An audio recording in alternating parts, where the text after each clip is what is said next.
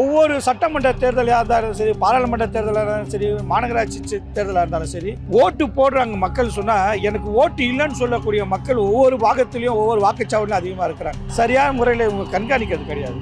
ஒவ்வொரு தேர்தலும் இப்போ இதை ஒண்டி எப்படி இவங்க சரி பண்ணுற முடியும்? ஆளுமை இருக்கிறவங்களால தான் எதையும் சாதிக்க முடியும்.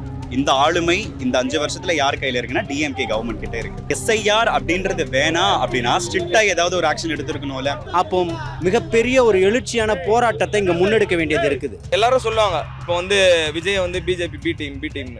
பிஜேபி பி டீம் நாங்க கிடையாது. இப்போ ஆள்றாங்க பாத்தீங்க, அவங்க தான் பிஜேபி பி டீம். அது அவங்களே இன்னும் கொஞ்ச நாள்ல வெளியே வந்துடும். இது மக்களுக்காக நாங்க வந்த கூட்டம், எங்க அண்ணனுக்காக தானா சேர்ந்த கூட்டம் தான் சார். இது பிரியாணிக்காகவும் கோட்டுக்காகவும் பணத்துக்காகவும் ஆசைப்பட்டு நாங்க என்னைக்குமே டிவிக்காக நாங்க சேரல. நாங்க 30 வருஷமா மக்கள் இயக்கன்ற பேர்ல மக்களுக்கு சேவை பண்ணுகிறோம்.